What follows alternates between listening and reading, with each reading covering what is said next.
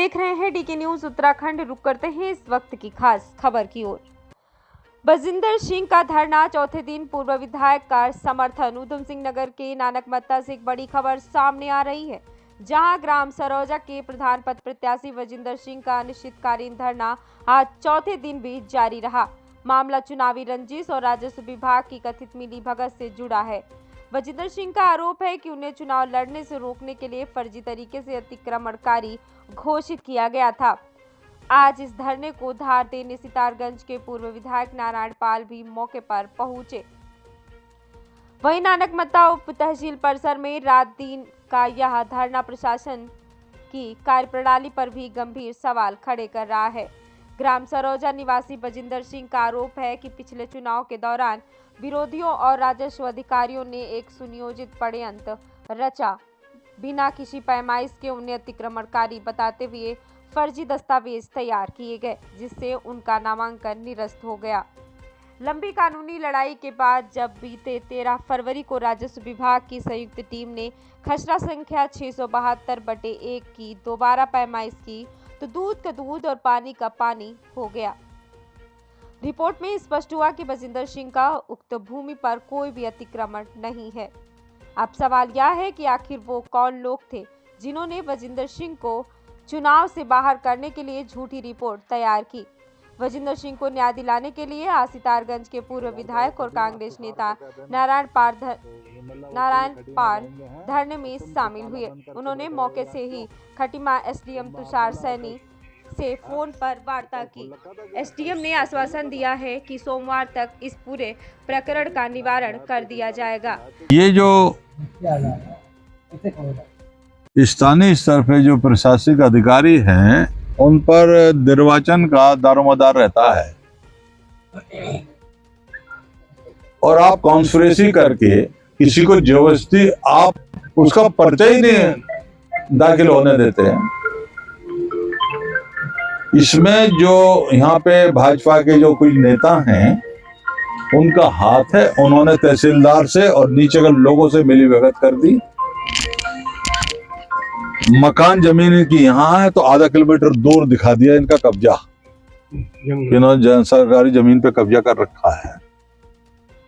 तो ये सरासर गलत है और इसकी लड़ाई ये विजेंद्र मोहनी है, ये यूथ कांग्रेस के हमारे नेता हैं, ये शाकिर खान बाबू हैं, हम लोग आए हैं, ये सुरेंद्र सिंह जी हैं और ये हमारे पार्टी के ब्लॉक के अध्यक्ष हैं शक्ति फारा। हम लोग सब आए हैं यहाँ पे। तो हम तो एक सामान्य सा अनशन जो होता है ये समझ रहे थे, लेकिन यहाँ के पता लगा कि यहाँ का जो नायब तहसीलदार है वो ताला बंद करके भाग गया। एसडीएम इन्हें जो एसडीएम है उसे इतनी गलतफहमी है कि उसे इन्हें खड़ीमा बुला रहा था।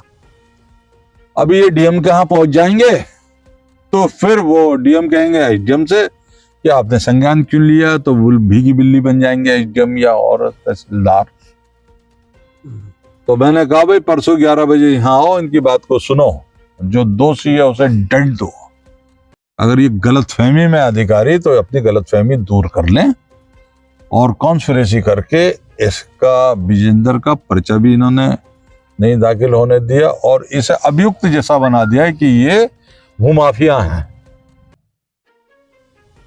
और इसमें तहसील सितारगंज का और पटवारियों का हाथ है।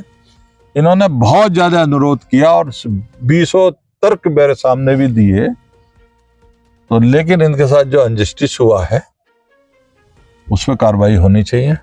ये परसों तहसील अगर एसडीएम नहीं आते हैं तो इसकी पंचायत मैं डीएम के ऑफिस में करूंगा सैकड़ों लोगों के साथ, ठीक है?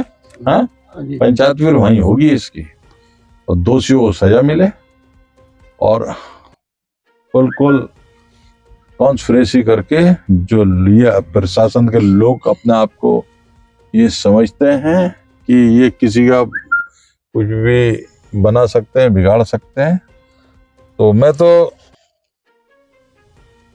शाबाशी देता हूं, बधाई देता हूं इसको जो इन्होंने पूरी लड़ाई लड़ी और जग जाहिर हो गया। ये मैं कोई कान में बात नहीं कर रहा हूं, ये तो मैदान में बात कर रहा हूं कि जो अगर आंख का अंधा नहीं है तो वो ये पत्रावली देख ले, तहसीलदार ने पटवारी ने कैसे मिली भगत करके दूसरे का पर्चा शामिल करा के उसे बीजो घोषित कराया है। मैं ये मानता हूं कि जो वहां का प्रधान है उसकी हैसियत भी नहीं थी इसके सामने खड़े होने की, लेकिन इन्होंने मैं पैसे से लेके इसको मतदान से आउट करने का प्रयास किया। हम इसकी लड़ाई पूरी तरीके से लड़ेंगे। तत्कालीन भारतीय जनता पार्टी की सरकार उत्तराखंड में जिस तरह से जो है सत्ता को हथियाने के लिए हर प्रकार का हथकंडा को अपना रहे हैं, चाहे हमारे पंचायत चुनाव को देख लो, चाहे जिला पंचायत के चुनाव को देख लो, चाहे हमारे एमएलए एमपी के चुनाव को देख लो। जिस तरह से जो है भारतीय जनता पार्टी की तानाशाही सरकार सत्ता को पाने के लिए जिस तरह से सत्ता का दुरुपयोग कर रहे हैं, इसकी लड़ाई को जो है हम जो है सड़क से लेकर सदन तक लड़ने का काम करेंगे।